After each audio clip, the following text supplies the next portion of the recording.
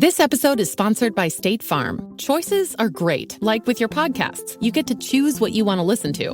And State Farm believes insurance should work the same way. That's why the State Farm Personal Price Plan helps you get the coverage you want at an affordable price and a policy that helps cover what you value most. Like a good neighbor, State Farm is there. Call or go to statefarm.com today to create your State Farm Personal Price Plan. Prices vary by state. Options selected by customer. Availability and eligibility may vary. Reese's peanut butter cups are the greatest, but let me play devil's advocate here. Let's see. So, no, that's a good thing. That's definitely not a problem. Reese's, you did it. You stumped this charming devil. The Purple Mafia, with your host, Paladino Joey. Well, we'll see. The doctors would disagree, but what do they know? So let's just say that you'll pay me because it's in your interest to pay me. Is it worth it? I mean, you've won. Do you want to wipe everybody out? I don't feel I have to wipe everybody out, Tom. Just my enemy. That's all. My father taught me many things. He taught me, keep your friends close, but your enemies closer. These are wonderful things that we've achieved, and there's no limit to where we can go from here.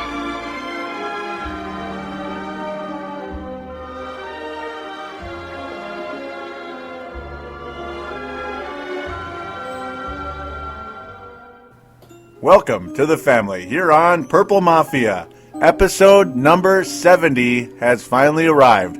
It took about 2.5 years, but I finally got to episode number 70. And here we are on Sunday, September the 26th, 2010. And yes, right after the game yet again, just like last week. And this time around, well, the Vikings finally, so we're going to use that word again, finally won a game. They defeat the Detroit Lions 24-10 in a, I won't say it was the most impressive game of all time, but it certainly wasn't the most depressing game of all time either. A little sloppy, but we won the game. We looked like the better team. Detroit got snake bit, especially late in the game as things kind of wore on. You could kind of tell the Vikings had it, and the Lions were sort of, in a way, mentally checking out as the game moved on. So that's pretty much the story of the game we're going to cover today. That's pretty much the gist. Other than, well, a couple other topics we're going to get to very, very briefly. Other than we're going to preview the New York Jets game. That's, of course, after the bye. That'll be the final topic of the day. But after the game review, we'll talk a little bit about what took place at the wide receiver position this week. Well, there will be no Vincent Jackson on the Minnesota Vikings. God dang it. As, the frustration will continue there. A lot of us are pretty frustrated. But the breadbasket is in town. Hank Baskett, whom the Vikings apparently had in their training camp roster in 2006, traded him for Billy McMullen, who did a whole lot of nothing. Of course, that was with the Philadelphia Eagles, Brad Childress' team at the time that he had just arrived from. So, yeah, Vikings, that's the backup plan, Hank Baskett. So, no Javon Walker. Vikings just did not make a move on him. I guess they're done with him, I suppose. And, of course, no Vincent Jackson. We'll get to that after the game review. So, well, first and foremost, Purple Mafia is available on thesportstuff.com and on iTunes. I might want to mention that for all of you. Yes, we did have a call-in today before I insanely, stupidly forget to mention that, which I have done before, but that's a secret that you all know now. I won't do it very often, though, that's for sure. Yeah, Brent Jacobson makes his debut on Purple Mafia. So there you go. You finally get to hear Brent Jacobson. We're also going to get to your Facebook posts and some of your tweets. I'm probably not going to get to all of them because the Twitter was a lot more active today than last week, that's for sure. So I'll get to some stuff on the Twitter. Of course, most of it's in-game stuff, so we'll kind of get to the fun parts or the more major parts of the game, we'll say. So try to break that down as best I can on the fly here. That's pretty much about it. So first and foremost, we're going to get to that call from Brent Jacobson now. Yes.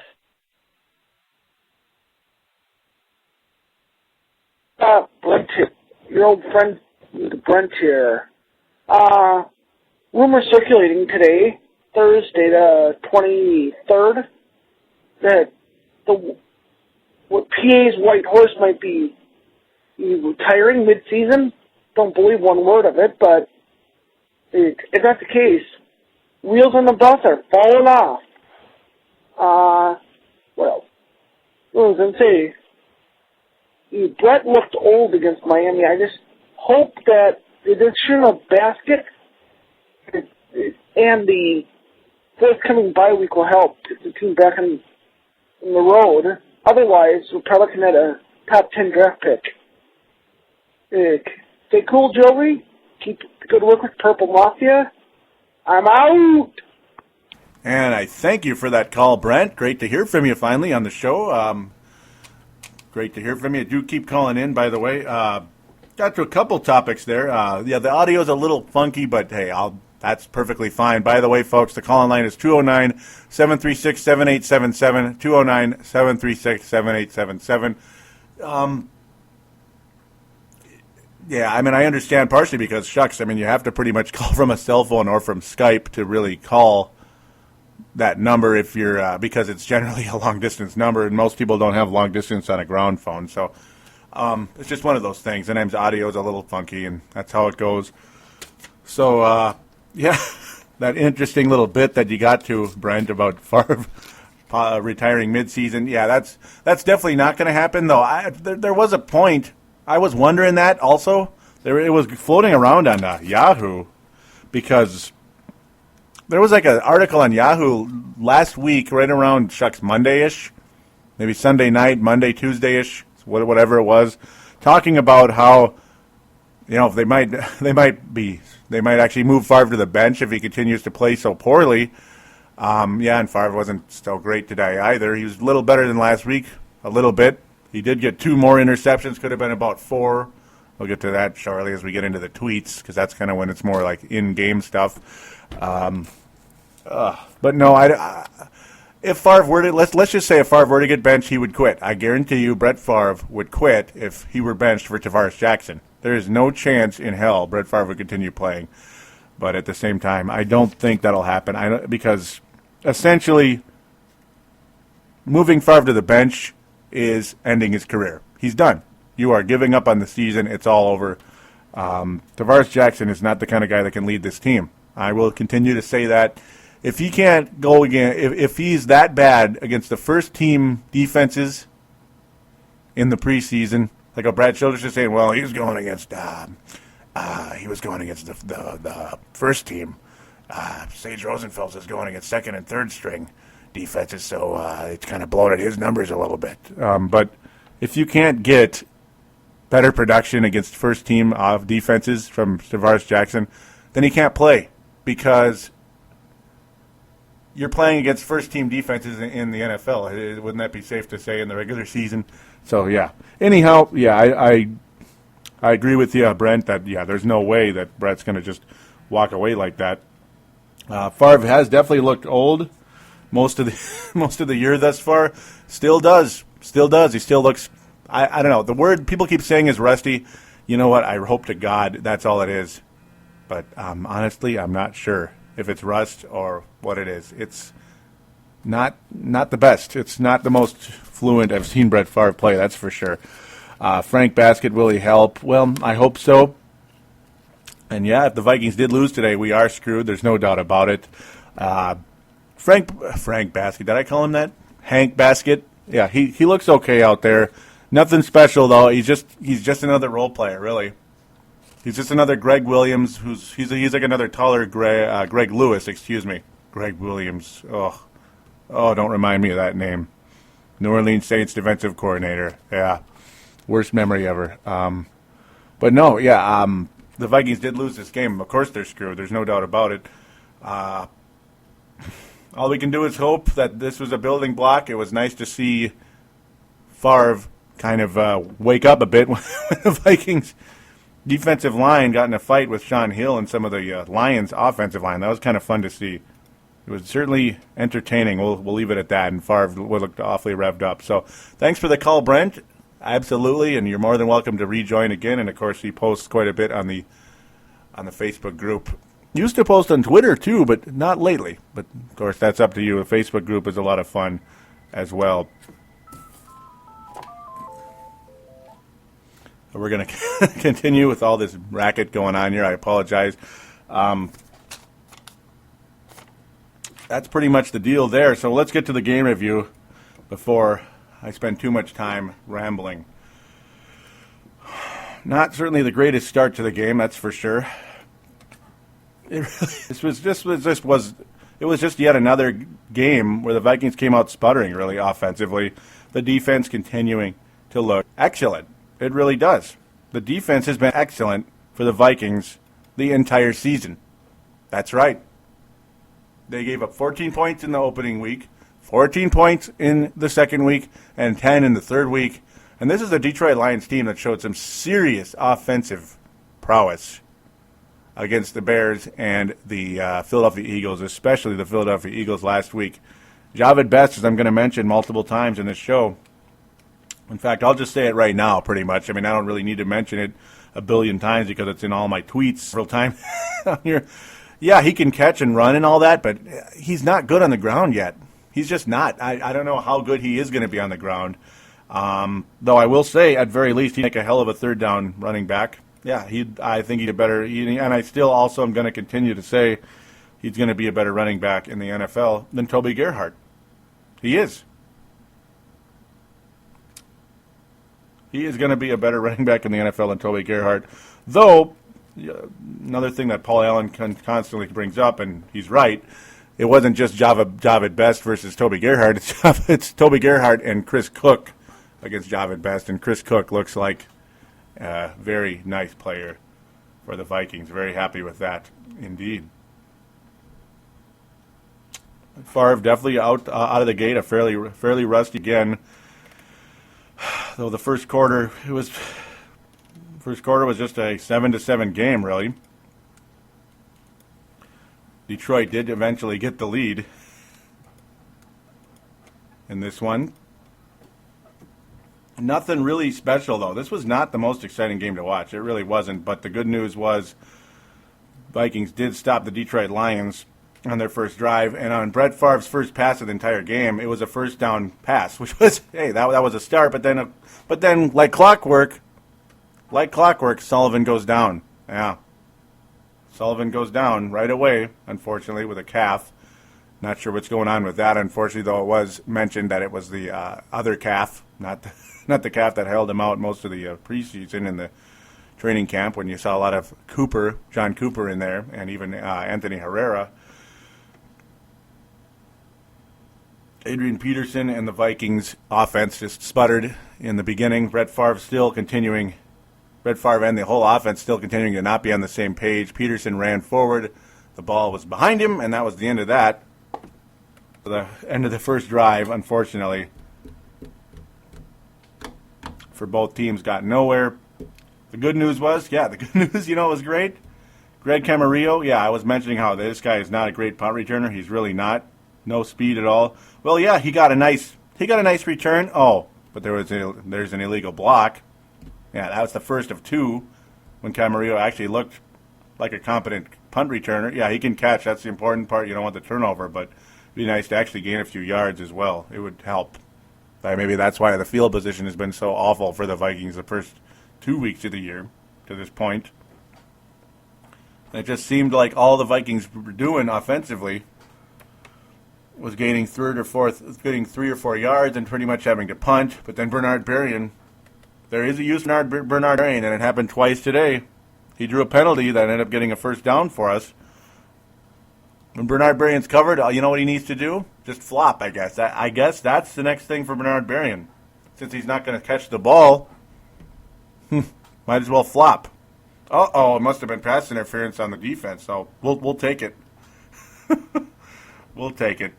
Though, unfortunately, the penalties, and I mean the penalties, were all over the place at this point.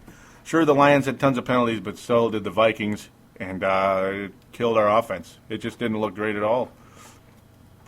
PMAC of 1500 made a comment at one point saying that, remember when the Vikings were awesome? And it's like, It seems like 10 years ago. It really does. Just horrible. Another pass by Brett Favre was intercepted. And then Detroit did get their touchdown this way.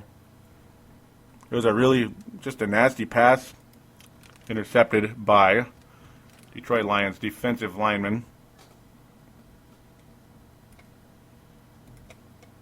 Williams, who got the interception, and he ran the ball 27 yards. Detroit only had about a 20-yard. It was already in the red zone. Instantaneously thrown by Sean Hill to Tony Scheffler, who was fairly solid. He had 7 catches in the day. Detroit Lions, with 3 minutes to go in the first period, were able to go up, first quarter, 7-0, unfortunately. But the good news is the Vikings finally woke up and went to work. Like, whoa, we're down 7-0. We're down 7-0 against the Detroit Lions. This is beyond belief! Yeah, that's the bit right there. 7-0 against Detroit in the Dome. It's like, no, this has got to stop. As Marcus the forecaster would say, this is foolishness, it's flukery, and it needs to stop. And the Vikings finally go to work on the next drive. Oh, it was so needed at this point. The best part is, though, how many times did Brett Favre throw the ball in this game, though? How many times did Brett Favre throw the ball in this game? And you're wondering, where's the ball? Where did it go? It just it disappeared. He got batted down or what? He got the ball batted down about 1,000 times in this game. I'm not sure really what the deal is.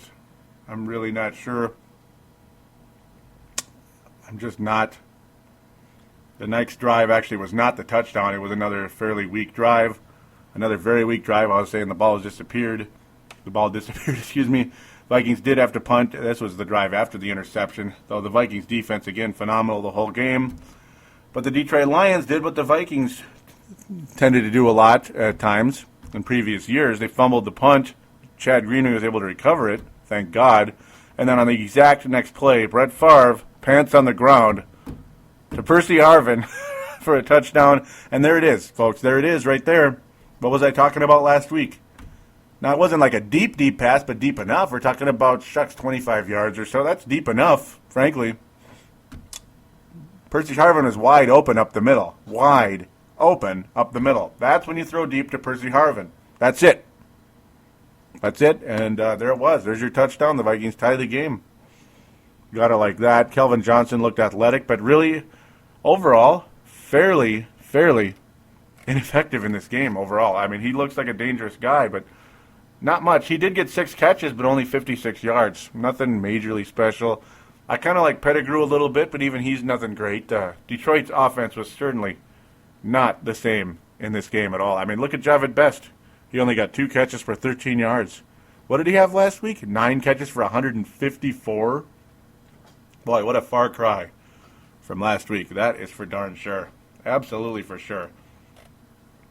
And folks, ladies and gentlemen of the jury, the most valuable player of the Vikings easily, at least on the offensive side of the ball, is Adrian Peterson. It's not even close.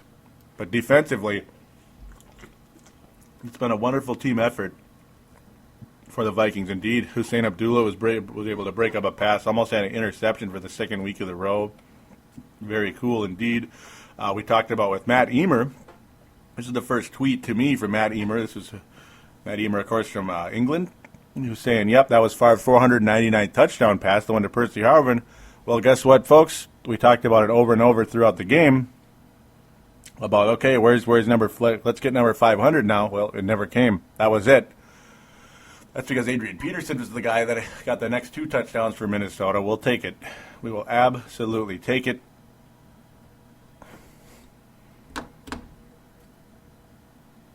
This was, but as Detroit continued to drive, it looked like Detroit was going to start moving. Their fullback, Felton, went right through the Vikings defensive line for 15, but holding. Detroit just could not stay away from the penalties in this game. It was really bad for Detroit. The Vikings had a lot early. They got a little better about it. Detroit was terrible, though, in this game. Easily their worst game of the year. There's no doubt about it. Yep, no doubt about it. Nobody on really offensively for Detroit was really all that special in this game, other than maybe Sean Hill and Scheffler, the tight end. That's about it. Jason Hansen did miss a field goal on this drive. Could not believe it. A little surprising. It's more surprising that Jason Hansen is still in Detroit. He never left the Detroit Lions.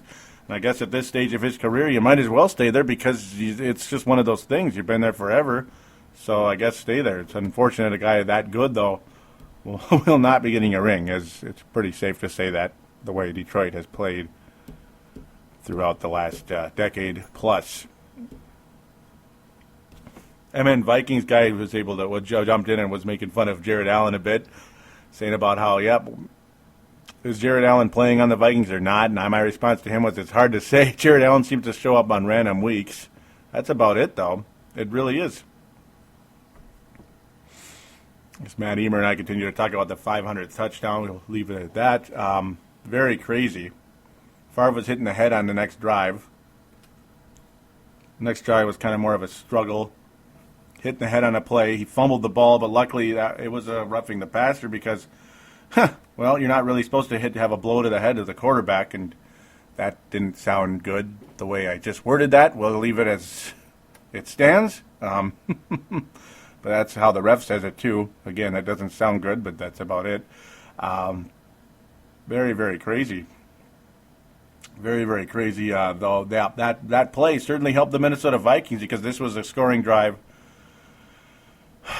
As Adrian Peterson was able to get a touchdown in the game, thank God. This was his second touchdown of the year, and the Vikings take their biggest lead of the year. Biggest lead of the year for the Minnesota Vikings, 14-7. The Vikings lead by 7 points. And, that's the highest point total for the Vikings again. This is in week 3. The highest point total of 14. We got 9 the first week, 10 the second week, a whole point of increase. Now we're up to 14. Let's keep it up. Let's keep it up. Dan Taylor, who is also from England, just like Matt Emer, very, very cool. He basically introduced himself. He's been a follower for actually a while. Yeah, so great to say hello to him. He basically said Skol and was saying how he's been a follower this is his second year following the Vikings. So great to have you on board. Hope you listen to the show and like it. Very, very cool indeed. Very cool indeed. So when Detroit had the ball, Chris Cook overall looked pretty good in this game, and he was able to stop Pettigrew in this game. Detroit Lions really were having trouble executing their offense in this game. You could definitely say that. You certainly can. A tough game indeed for the Detroit Lions. Sometimes I kind of jump around a bit in the game because you can't really go with every single drive, but really right here, Chris Cook did make a nice deflection, hit Pettigrew really hard. The guy is definitely that prototype cornerback that the Vikings have been coveting forever. And you know what? There's a reason why the Detroit Lions got only 10 points in the Vikings. And by the way, as I mentioned earlier, 10 points against the Saints, 14 against the Saints, 14 against the Dolphins allowed by the defense, only 10 against Detroit. Yeah, there's a reason why that defense improved even more, and it's not just because Sean Hill is the quarterback of the Detroit Lions, who actually did pretty good his first 2 games. It's because Chris Cook and Cedric Griffin are the starting cornerbacks now for the Minnesota Vikings. Very, very cool indeed. Cedric Griffin and Antoine Winfield, but Chris Cook is at very least the nickelback at this point in time. It's looking really good, the secondary for the Vikings. You had those 2 studs to your secondary, which already had been playing really well. I mean, Hussein Abdullah has been a massive upgrade over the pretty much invisible Tyrell Johnson, and even Madill Williams has become a respectable, strong safety. It's been nice. It's definitely been nice indeed. Oh man, it's been awesome. It really is. Percy Harvin on the ensuing drive was able to it just was another play where you see what these guys can do. I mean, Percy Harvin is always better catching underneath and making a juke. I mean, he was able to get a first down doing it that way. Again, it's just more that's more his game. That's absolutely more his game. That's how it goes. That's just another thing I came up with watching the game. They use Percy Harvin more appropriately. That's what's cool. You didn't see any of those wide, deep passes to Percy Harvin in this game. It was a much better played game between Favre and Harvin, though still not perfect, but Harvin certainly with his best game of the year. Absolutely. There's just no doubt about it to this point. Brett Favre, though, continuing to struggle. As, the Vikings look like they had a drive going, but guess what? Another interception. And my question to everybody is, what's the over-under on Favre interceptions this year? 30? Because, he threw one to Cliff Averill. It was batted up in the air. Not to Cliff Averill. Cliff Averill batted it up. Alfonso Smith got the interception. And, there's Favre's second interception right there. Just the frustration level really, really high at this point. Wonder what is the deal. What is the deal? Though the Lions could only muster their 10th, they could only muster a field goal, which would be their final points of the entire game, which we didn't know at the time. But, hey, we'll take it. We will take it indeed. So, yes, as I mentioned, it was the last points the Lions would score in this game. Hank Basket. Well, the Vikings finally throw the ball to Hank Basket. The bread basket. Will the bread land in the basket because Hank Basket is on the Vikings now? Somebody that can catch the ball? Well, he caught it, but it popped right out. Great. So that was kind of the end of that. And then what happens? Well, Brett Favre throws another interception. But luckily, and I mean really, really, really luckily, defensive interference just saved the Vikings' ass on this one. And I mean absolutely saved it because it looked, I hate to speak positively for the opponent, but you know what? I'm not sure that was even pass interference. Maybe a little bit, but regardless if it was or wasn't, it was a horrible play. I don't know if it's just because the Vikings and Favre and his receivers weren't on the same page. Regardless, it was a horrible play. So they lucked out on that one, and I mean, thank God. And the Vikings salvage a field goal out of that. It's a miracle. So now the Vikings' new record for 2010 is now 17 points. From 14 to 7, their new record for the year in scoring is now 17. You gotta love that. It looked like the Vikings had the Lions stopped, and I mean completely stopped in their tracks. Sean Hill runs the ball out of bounds. Pat Williams says, I got to hit somebody, and smacks one of the Detroit Lions well after the play was dead. Smart. 15-yard penalty. Detroit gets to continue. But things continue the way they had been going for the Detroit offense, which absolutely was sputtering at this point, and they get nothing out of it. Brett Favre simply hands the ball off to Adrian Peterson after the Vikings get the ball back, and he's gone. 80 yards for Adrian Peterson. And ladies and gentlemen, it's about time. I'm all popped up! Yes, Adrian Peterson has arrived. And folks, it's been about, since 2007 since we've seen one of these where Peterson broke loose for like an 80-yard touchdown, 70-yard touchdown or whatever. Most of his touchdowns have been in the red zone, and I mean like 99.99999% of them. But back in 2007, the guy would just explode and have these 200-type yard games because of these massive explosions, and we saw it. Ladies and gentlemen, I did predict that Adrian Peterson would have his career year this year, especially yards, but maybe, the touchdown part's a little bit tougher, because he did get 18 last year, thanks to Brett Favre getting the Vikings to the red zone, as we like to call it. But this was a really nice thing to see, and this is how the Vikings are going to win games this year. They're going to have to kind of rely on an 07 version of Adrian Peterson, and hope and pray that Favre and his receivers can get things together. Sidney Rice is still alive. He's not dead, but he is still going to be out for a bit. They're talking, he was saying weeks, or the 6th game of the season, though most other people think it's going to be week 8, unfortunately. But this is when the Vikings did make it 24-10. Little did we know this would be the actual final score of the game. This was a whole hour ago, believe it or not. Yeah, this would be the final score of the game, thankfully. But the Detroit Lions kick returner, Logan, he almost, and I mean almost, had it. I can't remember which Viking special teams was able to pull him out of bounds, but I mean, it was literally like inches. If Logan was able to move even a slight bit out of the way, he had it. So the Vikings really, really pull out of that one in a big way. But then later in this drive, this is when the Vikings, I think the camaraderie on this team may have revived, and I mean big time. Because most of the time this year, Brett Favre has been standing on the sidelines with a very blank stare on his face, even pissed off looking. And whereas last year, you saw that big giant smile on his face about 90% of the year. Well, what happened was Ray Edwards got a sack on Sean Hill, and then that started to be pushing and shoving. Next thing you know, it's a brawl. Fists all over the place. People knocking each other in the face. Brett Favre on the sidelines is revving up the defensive line after they were getting in fights with Sean Hill and the Detroit Lions offensive lineman. Brett Favre loved it. He's revving him up, saying, let's go. It's the first time I've really seen Favre act that way. It's kind of like the Favre that said pants on the ground last year. Really nice to see. So I got to think the camaraderie on this team may have taken some type of a gain with that. You got to like what you saw there.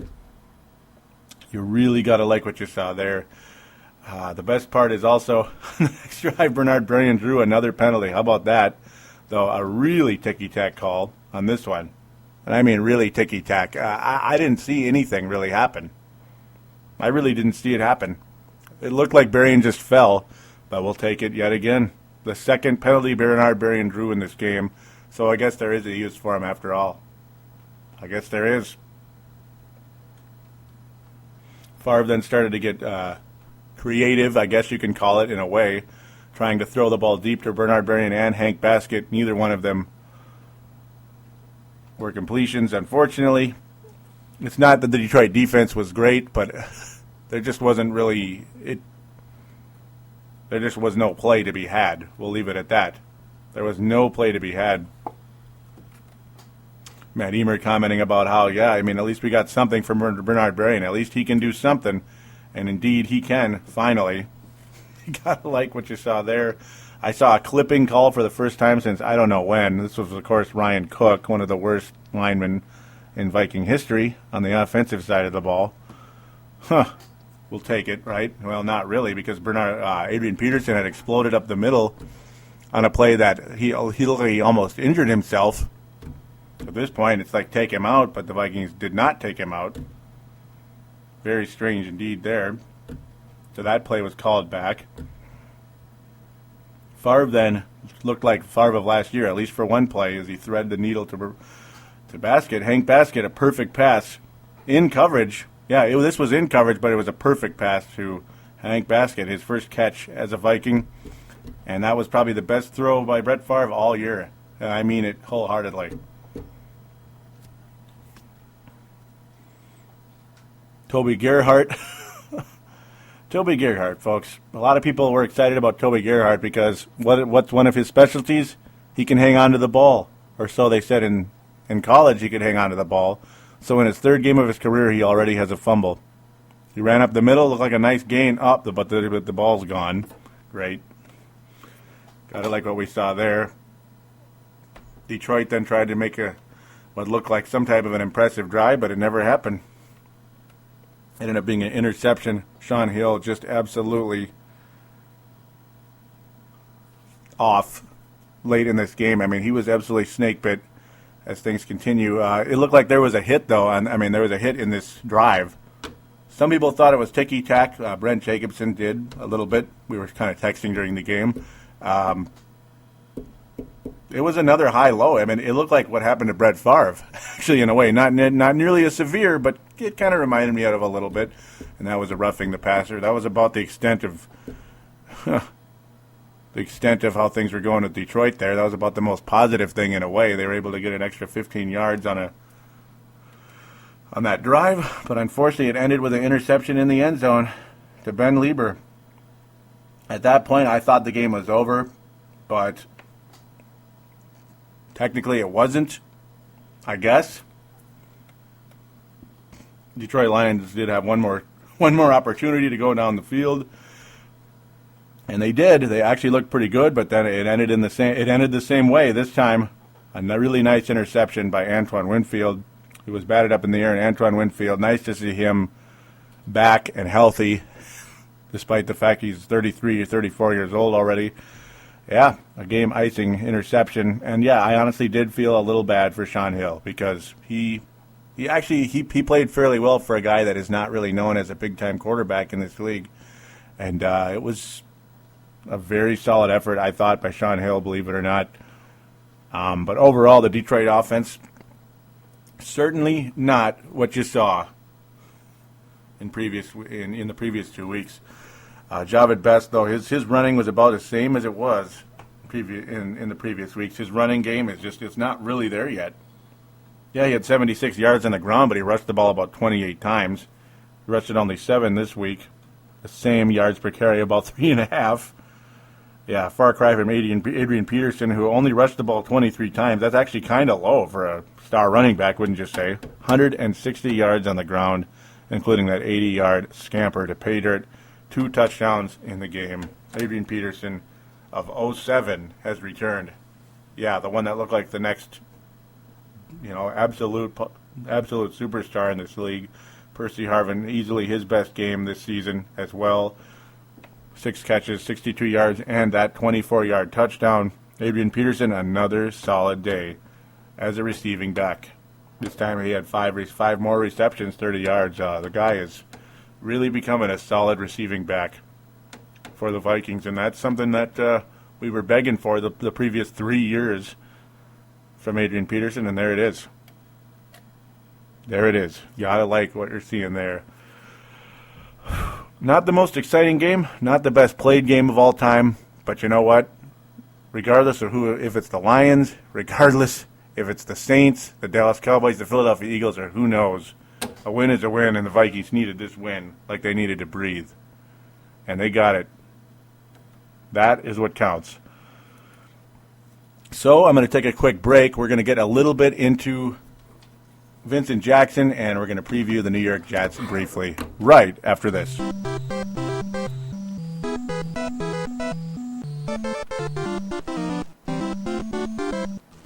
And we are back here on Purple Mafia, episode number 70, which is a reminder for iPod users and Microsoft Zune and any other MP3 player, of course. Not exclusive to just the iPod, but you get the idea. So yeah, Vincent Jackson was not acquired by the Vikings this past week. Remember, there was a deadline at least for Vincent Jackson to be traded from the San Diego Chargers for this whole suspension to be lifted. Or excuse me, not for that, but more or less for the Chargers to be able to acquire a third-round compensatory pick. And the Vikings offered more than that. That's the funny part. A lot of people believe that the San Diego Chargers general manager over there definitely did his team a disservice because there is no doubt the Vikings offered more than a third rounder. The Chargers were they're being greedy, but at the same time they wanted to just spite Vincent Jackson, like to say basically screw you, go sit on the bench. We don't want to help you out and put you on a different team. Regardless of what Vincent Jackson did, if it's right or wrong, of course it's wrong.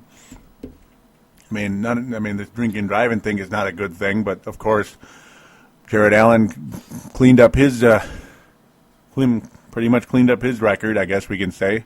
After that, he's been a good citizen to this point since he's been on the Vikings, and right now there's no reason to believe that Vincent Jackson couldn't do the same thing here. But well, the only way the Vikings could get him now is to probably have to offer more, and who knows if that'll ever happen. I personally doubt it at this point.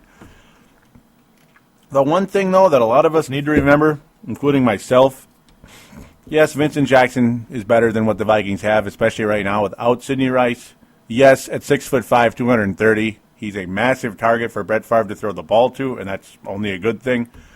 But when you look at his numbers, folks, there's nothing really that stands out that this guy is just an absolute superstar. I don't really see it, to be honest with you. I don't. His first 3 years in the league, fairly nondescript, about 500 yards. He got 6 touchdowns in 2007, 2006, 3 touchdowns in 2007. 2008, though, he had more of a breakout year, and last year as well. Both years about 1,100 yards, though last year I guess it's closer to 12. 7 touchdowns in 08, 9 in 09. Yeah, they're good numbers. They're good numbers, but at the same time, it's not like you're getting Randy Moss at age 26 here. I mean, Vincent Jackson is good, but he's certainly not the superstar. So at the same time, when you look at this, you can't really come out and say Vincent Jackson is the absolute end-all guaranteed superstar receiver the Vikings lack. You can't say that. So the Vikings didn't necessarily screw themselves either in this. At the same time, it's more or less the Chargers screwed themselves and Vincent Jackson in this. So I'll pretty much end the conversation there with him. The Vikings do acquire Hank Baskett. Yep, Hank Baskett, the old, I mean, you think of any goofy name for this guy. The bread in the basket, that's the old football term. From the ball over someone's shoulder, right into their hands. That's called the bread in the basket. Another large player, 6'4", 220. Vikings did again, as I mentioned, have him back in the 06 training camp. And then, of course, traded him to Philadelphia for Billy McMullen, who was a completely nondescript player for the Vikings. Hank Baskett, well, he's had a couple of solid years. Nothing spectacular, that's for sure. But, yeah, it's 3 years with Philadelphia. He played 16 games his first 2 years, about 500 yards his first year and 2 touchdowns, 440 in his third year, 3 touchdowns. His second year, very nondescript, not really out there. Career high in receptions is 33. That was 2008. Nothing special. Last year, he was traded to the Indianapolis Colts. Very nondescript for them. They hardly used him at all. And, of course, in both cases, great quarterbacks throwing the ball to Hank Baskett when given the opportunity. So not much in terms of capitalizing in terms of Hank Baskett overall with those fairly good offenses. Just nothing really special stands out. He's got size, but can he play? That's the million-dollar question. I guess he can, I guess. But at best, I think he's a 4th or 5th receiver in the league. And certainly not Vincent Jackson. We'll just leave it there again. That's pretty much where we're going to stand with the acquisitions. That's pretty much it right now for overall Vikings news. I mean, I'm sure the other stuff is going to pop out. But as we head to the bye, we're going to talk about the New York Jets shortly. First, though, we're going to get to the Facebook group. Again, I mentioned last week, Tony Coleman, who is also known as Twineball, is his nickname, mentioned that he agrees with the thought of me changing the Facebook group into a Facebook page. So basically what I also am saying is I keep the Facebook group, of course, but mostly turn it into a Facebook page for Purple Mafia. Much easier to find for listeners and much more user-friendly for things like the iPod Touch and the Android and all that, where you can get to it a lot easier. You don't have to fight around with it because for some odd reason, when you get those indications or whatever they call them, that you've that somebody put a post on your wall or whatever, put a post on the Purple Mafia page, you can't even get to it from your iPod Touch / iPhones, the same thing. You can't even get to it, which is retarded. So Facebook page will be a lot more accessible.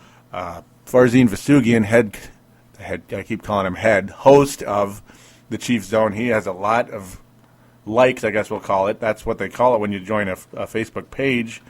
He has almost 500 going on, so it's like, yeah, it's a pretty effective way to assemble your listeners in one place. And I've enjoyed doing that with the Facebook group thus far, but yeah, I'm going to likely have a Purple Mafia page along with Timberwolves Explosion, so I just haven't gotten to it yet. I'm going to do it soon.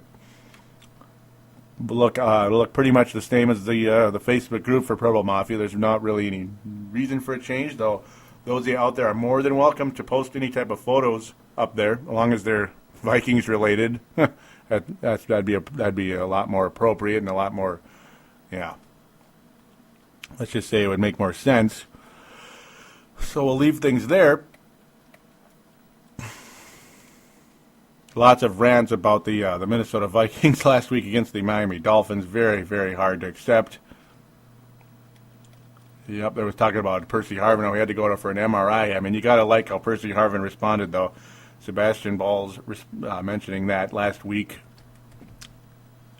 And, I really am impressed with how Percy Harvin responded. A lot of us weren't even sure he was going to play, yet he has his best game of the season. Very, very cool indeed. There was a massive discussion. I'm not going to really read all of it. It was more or less how the Vikings had a trillion opportunities in that Miami game. Shoot, there were about 25 replies to that. Started from Tony Coleman, Chris Tucker, myself, Sebastian, all of us just back and forth over and over and over again. Pretty much a lot of it ripping Chili. Also talks about Michael Vick could be a nice upgrade. That was talker made by Chris Tucker there. I agree with him. And no, not an upgrade from Brett Favre, an upgrade from Tavares Jackson. Because like I said in the previous show, and I do not really believe Brett Favre is going to return next year. I had people behind the scenes, I'll say, mention that I have no real right to say that. And, of course, I'm not declaring anything. I'm just saying I believe Brett Favre with what he said in his press conference at the start of the year when he actually said for the first time in his life, this is my last year. He never did say that. Yes, he's waffled back and forth a million times about he's going to play or he's going to retire, and we all know about that. But he never once said this is my last year.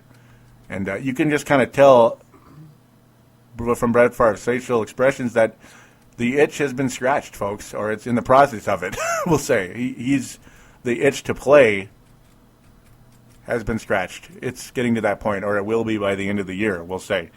Remember, Michael Jordan said that with his last year with the Washington Wizards. He said it, and he meant it. And remember how he came back a couple times as well.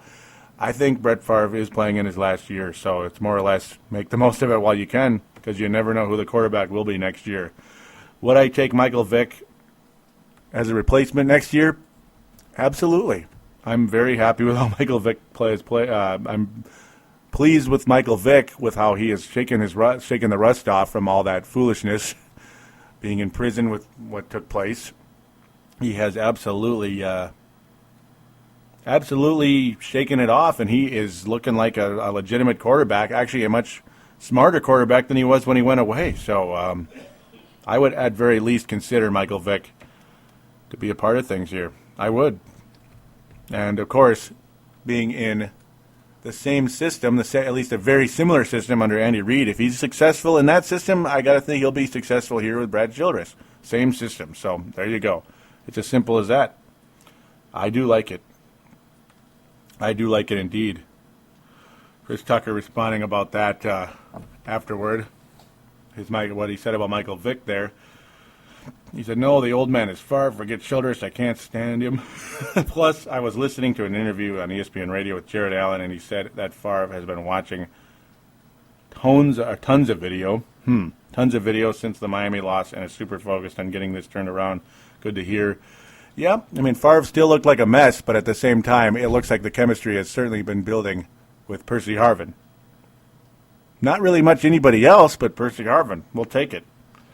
So that's pretty much, it wasn't really about Michael Vick. I guess he kind of changed the subject there because Sebastian came and ranted about Childress like we all did about 1 million times in this particular post. It was quite an explosion, ladies and gentlemen.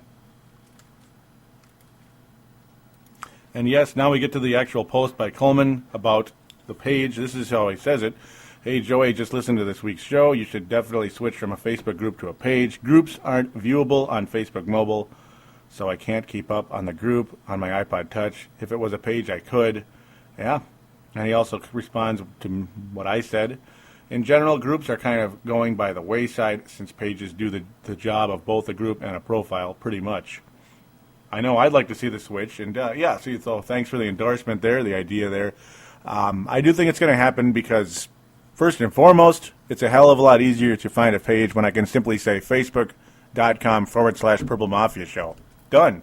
You don't have to hit the search bar and hope you can find it with all the other trillions of Viking groups out there that have about 5 followers. So that's pretty much how things stand. Tony also talking about how, there was that article a week ago talking about how Harvin said the migraines were gone because it was sleep apnea and he was recovering from that. No more migraine issue. But then there you go again. Another migraine for Harvin this past week. So it's like we're right back to square one with that. Of course, that happened to him throughout his career with the Florida Gators as well.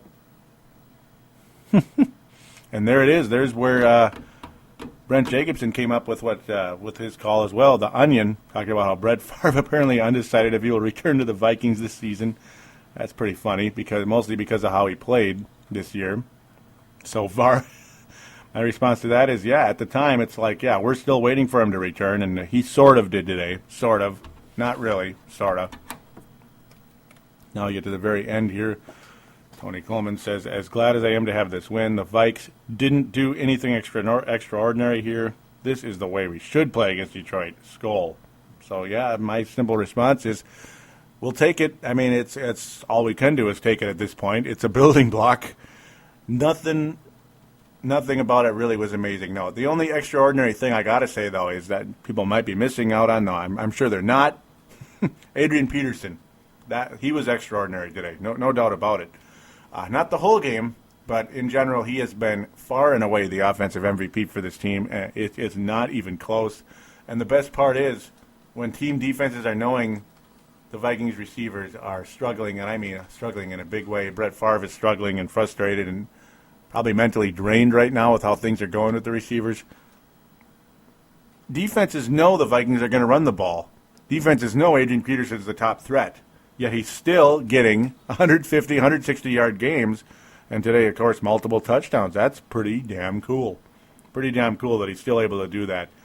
Something special about Adrian Peterson this year, folks. He just might be the best. He just might be an MVP candidate. Right now, I got to say he is. And I'm talking NFL MVP, not Viking MVP. It's the Viking MVP is obvious. John Funk posts, I'm glad we won. I'm glad we won and all, but Brett looked ugly. I hate to have to say that. And, yeah, that's pretty much what I was getting to right there is Brett did look ugly. He did. He could have had 4 interceptions in this game easily. 2 of them were called for pass interference. Isn't that something? Uh-huh. We got bailed out, folks, by probably some fairly ticky-tack calls. Though, again, as we'll say 100 quadrillion times, we'll take it. The final post in the Facebook group. I'm going to get a little bit back to the Twitter because I think I missed out. Skipped some people a little bit. I'll get back to that in a second. And then we'll finally preview the Jets a little bit. A win is a win. Don't matter how we got it. And Saints missed game-winning field goal in overtime, then lost. So it's almost all good. At least now that we have a bye week, next week, let us heal up and regroup. I can't disagree with anything you said there, Sebastian. I mean, you got to love seeing the New Orleans Saints lose a game by missing a field goal in overtime. You got to like that. The only problem is, though, who did the Saints play? Yeah, the other team that broke the Vikings' heart in the NFC Championship game in overtime, the Atlanta Falcons. That's the only thing. The good part, I guess, about Atlanta winning, it's a completely different team. There isn't a single player left from that team. So it wasn't Morton Anderson. It wasn't Chris Chandler. It wasn't Jamal Anderson. It wasn't any of them. It was Matt Ryan, Michael Turner, Roddy White, and all the boys over there in Atlanta that I actually kind of like that team, actually. Kind of like them a little bit. Not a lot. They're still the Falcons, but I like their makeup, we'll say. Okay, enough of that. We'll get to a couple of these tweets that I think I probably missed here. Mostly, I mentioned most of Matt Emer's. Yeah, quite a bit of back and forth between me and him, agreeing on most things here. Wondering why the Vikings didn't get Javon Walker. He was saying Bernard Berrien hesitated during his run. He's been a frustration, absolutely, for myself, for Brett Favre, probably a million people out there. He does hesitate, and that's partially what led to some of those interceptions last week. Today, thank God, it led to penalties, I guess. Whatever he did, it led to penalties. We'll take it. We will take it. Emer responds about he doesn't understand why Javon Walker's not here. Must be something we don't know going on. And I guess the only thing I can think of is his knee. Javon Walker hurt his knee last year and a couple times in previous years with Oakland and Denver. I guess it's his knee, but he looked good enough to me. He looked good enough to me and a lot of other people. Not really sure what the deal is there. Doc LG, I'm not sure if he's a follower, but if he's not, I hope he becomes one. He comments about I'm right about why the heck is Adrian Peterson still in there? didn't make much sense. His comment is, you're right, we need to take care of starters at this point. And it's not necessarily because we were blowing out the Lions, but we pretty much had them beat, it appeared. And Adrian Peterson looked like he'd injured himself a little bit. So what are we doing here? The last thing we need is him to go down. Because if he goes down, we might win 5 games this year. Maybe. I'm not even sure we'd win 5 because the running game would be completely obsolete if Adrian Peterson went down. That is a nightmare. Matt Emer's response is, maybe they're scared Gerhardt will fumble. That's pretty funny. Yeah, because the joke of that is how Gerhardt, again, I'll mention, that's what he was known for in college, never fumbles. So he fumbles in his 3rd game as a pro.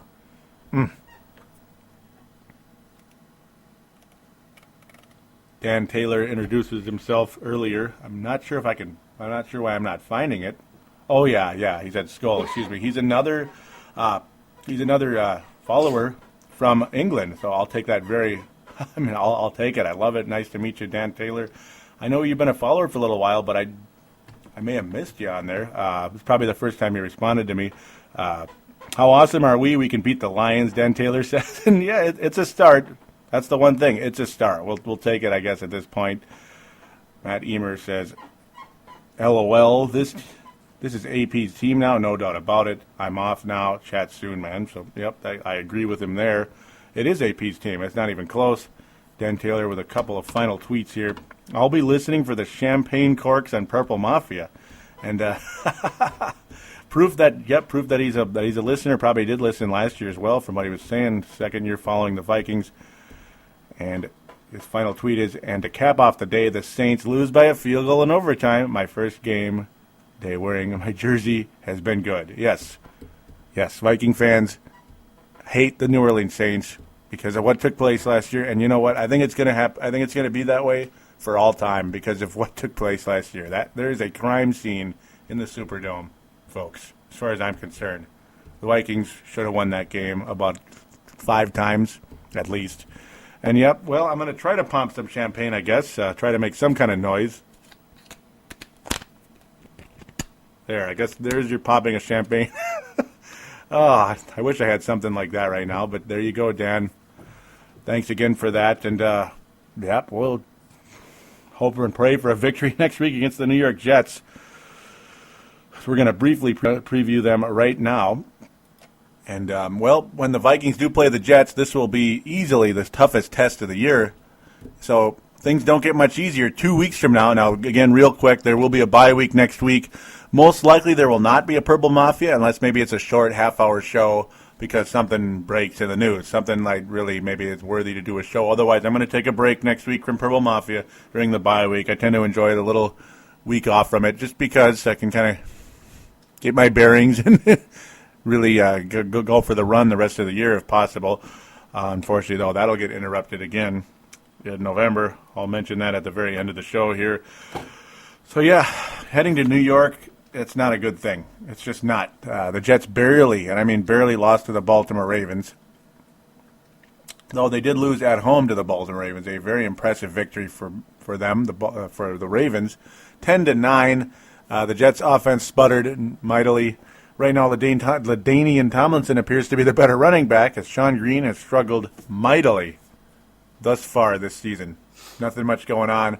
At this point in time, the Jets have played 2 games. They hammered the New England Patriots. Sean Green still not much of a factor. LaDainian Tomlinson continuing to be the better back of the two at this point. A lot of people had some high hopes for Sean Green, though. Again, you wouldn't sign a LaDainian Tomlinson if you had full confidence that Sean Green is flat out the guy and that's it. Whereas Peterson, you kind of were forced to do that, losing Chester Taylor to the Bears. Here's the thing defensively with the New York Jets. It's kind of scary because, well, defensively, when you look at the way the Vikings offense has been thus far this year, this is going to be a huge test. Defensively, the New York Jets are about 5th in the league against the run. They only allow 50 yards a game. On the ground, they allow 236 yards passing, though they have 3 interceptions already. And you know how the Jets are. It's going to be very interesting. Darrelle Revis, of course, out with that hamstring, so that's the good part. So Jets secondary not as scary. Yeah, that's partially why their secondary hasn't been as scary without him holding out, wanting more money, and then missing training camp because of that. And guess what? He gets hurt. Surprise, surprise. Though we'll see if Darrelle Revis is ready to play by the time the New York Jets and the Vikings meet in the Meadowlands. That's when the fear factor begins there. The Vikings offense, passing-wise, has been an absolute mess, and it still was today. It absolutely still was. And if you're going against the New York Jets, and that's the best thing you can do against the Jets thus far is pass the ball, well, there's your test. There's your test. The Brett Favre and the Vikings in this next 2 weeks, if they can build enough chemistry, they can win the game in the air at best possible, and provided Darrelle Revis isn't 100%. I don't think he will be 100%. But right now, that's the best approach I can think of. Of course, you got to continue to establish the run as much as possible. Adrian Peterson really has had minimal carries this year for a guy as talented, as hot of a season he has had thus far. 3 games in now. One of the top rushers in all the league. No surprise there. If Adrian Peterson can bust through that rush defense, though, I think we got him, honestly, provided there aren't any retarded turnovers and possibly our defense, for whatever reason, completely falls off the face of the earth. The Jets' offense has been nothing special. It's middle of the road officially. There are games when Ray Sanchez, that is, looks good. There are games when he's virtually ineffective, and it all depends on the running game with the New York Jets. It depends on the running game with the New York Jets. It depends on the passing game with the Vikings next week, I believe. Though it's always the running game in the grand scheme of things. If the Vikings can run the ball on the Jets next week, or 2 weeks from now, they got them. There's no doubt about it, in my opinion, because the Vikings defense has been phenomenal this year. It absolutely has. They have given up, a total of 34 points in 3 games. That is excellent stuff. That's about 11 points a game. That's pretty good. And the way the Jets' offense has not been really the highest scoring thing of all time. Yeah, they beat up the aging, messy New England Patriots. But they're going to beat up our defense? I kind of doubt that, honestly. And again, their running game, their passing game is inconsistent. Braylon Edwards is a moron, to say it lightly. He is. They do have Santonio Holmes as well, but he's another moron. There's just an endless amount of talent on the Jets, but at the same time, it's a crazy, weird, messed up group. Darrelle Revis again. There's another one.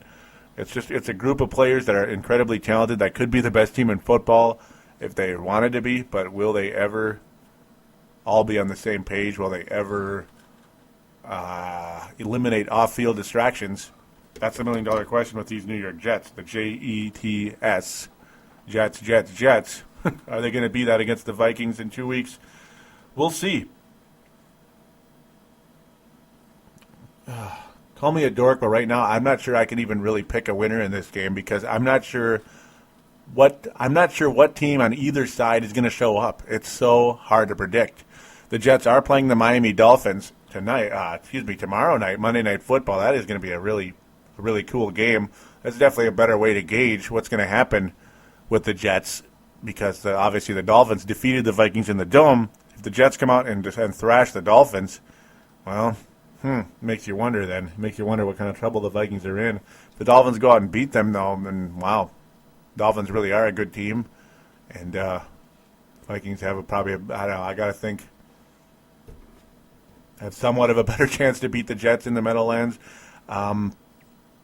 Ultimately, I'm going to predict, I'm going to have to say it, I'm going to predict the Vikings do not win this game right now. I'm going to say that right now because the Vikings' success in New York has been virtually non-existent, especially the Jets for whatever reason. I mean, the Vikings have beaten the Giants a few times in New York. They beat them in a first-round playoff game back in 1997. They beat the Giants handily in 2007. That's where that came from, that screw-up. They just destroyed them, and then the Giants went on and won the Super Bowl. So the Vikings have occasionally beat the Giants in their building. Of course, 41-0 was another story in 2000. But I don't know. how motivated is Favre going to be against the team he got to play on for 1 year? That's the one thing. He played there for a whole season, so that's got to help Favre a little bit. Again, I mean, it's Favre's opportunity to prove that he's still got it this year, and he gets to play in front of probably a fan base that was a little disillusioned with him that year back in 2008. They were a little disillusioned with Brett Favre, I got to think, that season with the 22 touchdown, 22 interception season where his shoulder pretty much disappeared. So definitely a lot of storylines coming into the New York Jets game. There's no doubt about it. The Vikings secondary will be intact, provided nothing crappy happens in practice. And, knock on wood there. But, nope, there will be no Sidney Rice. Very unlikely that we'll be acquiring any wide receiver of major note in the time being. So, it's a lot of storylines coming into this game. Right now, I guess I'm going to lean with the Jets 17-14 right now, with the way the Vikings offense overall has played and how with the way the Vikings have played thus far, the Jets don't match up well with the Vikings. Vikings offense doesn't match up well with the Jets right now. So I guess that's where I'm leaning at this time. If I do a show with Purple Mafia again this coming weekend, which I might do, because I mean there's I'd be able to do it maybe Friday or Saturday, something I wouldn't even have to do it on Sunday. Maybe I'll do a deeper preview with the Jets. So maybe you're satisfied with this. I don't know. It's up to you, obviously, on that, what you think there. But overall, that's pretty much where I stand right now. I hope the Vikings can win this game, because 1-3 is a pretty steep hill to climb. It's been done before, but it ain't easy. It ain't easy. We shall see. So with that, we're going to conclude the show and get to the contact details. Purple Mafia, as mentioned, available on thesportstuff.com. There is a message boards on thesportstuff.com. There's a button in the upper right-hand corner of the front page that says TSS Boards. Simply click on that, then click the link that says register, and have a simple and yet descriptive type of screen name, I guess we'll say. Something that makes sense, something that doesn't appear like spam, because it will most likely be deleted and you're wasting your own time. But yeah, a lot of fun on those message boards. The actual forums are split up in divisions, so you can discuss the Vikings with everybody in our division, not just the Viking fans, but Packer fans and all that good stuff, Bears and Lions as well. Lots of fun. Very good idea by Dylan there. And then we also have the call-in line, as mentioned, 209-736-7877, 209-736-7877. It would be great for you to call into that. Leave your name and town and opine. Of course, an example would be Anthony from L.A. See? Name and town. There you go. Very simple. Brent Jacobson didn't have to mention that, though I'll leave it as... He's from here in Minnesota, so I believe Bloomington. I could be wrong. That's up to him, though, what if he wants me to say that or not. That's pretty much where things stand. I guess one final contact detail that I don't mention very much, and I probably should more often.